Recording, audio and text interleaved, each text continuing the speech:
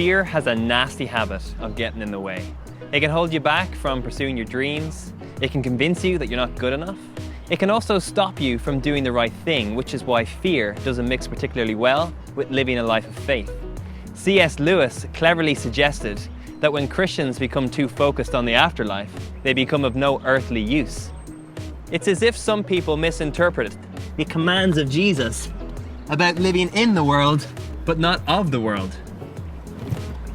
They convince themselves that Christian living is living safe, like in a protective bubble, and live life like the world around them is something to be feared, and something that they have to protect themselves from. The problem with this kind of understanding is that it keeps life out, people out, and robs us from our ability to make a difference. It creates the stereotype of Christians living out of fear. If Jesus gave in to fear at any point, he never would have encountered the people who needed him the most. Or he never would have stood up for the voiceless against the religious leaders. Or he never would have traveled to Jerusalem knowing that he was walking to his death. One of Jesus' disciples, John, wrote a powerful statement in one of his letters to the early church. He said, "There is no fear in love, but perfect love casts out fear." Now, don't get me wrong. I'm not saying that being a Christian makes you immune to fear. But the more we begin to understand and trust in God's love for us, the less power fear has over us. The more we know we're loved, the less we're afraid to do the right thing, or the less we're afraid to fail or even be rejected.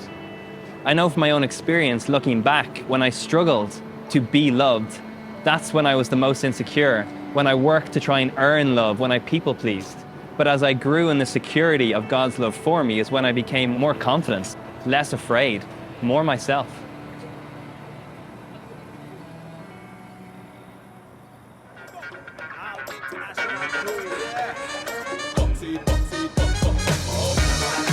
It's like there are two ways I can live my life for God. The first is wearing this clean white suit, fearing that my life will be judged at the end by how clean I kept it. So there's absolutely no way I can help a guy who clearly just needs a hand to change a tire, or help a young lady who's clearly had too much to drink to just get home because of the fear of the stains it might leave on my clean white suit.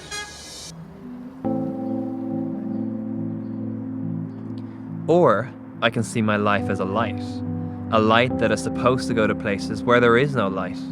It means bringing love to places where love is hard to find. It means bringing hope to those who have lost hope, caring for those that others treat as invisible.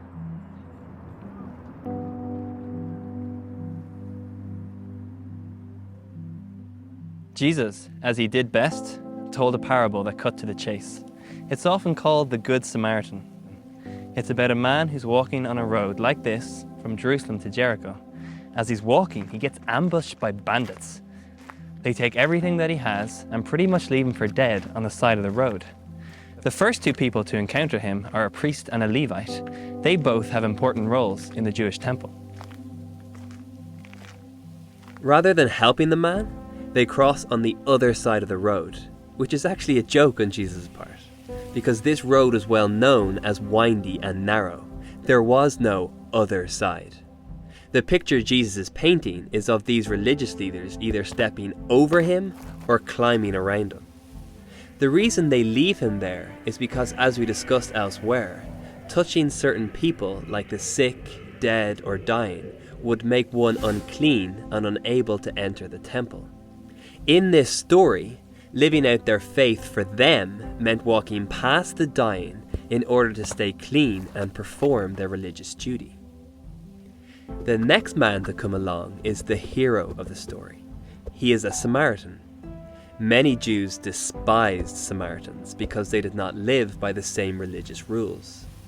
But instead of walking past the man, he helps him, tends to his wounds, delivers him to a local inn, and even pays for his medical care.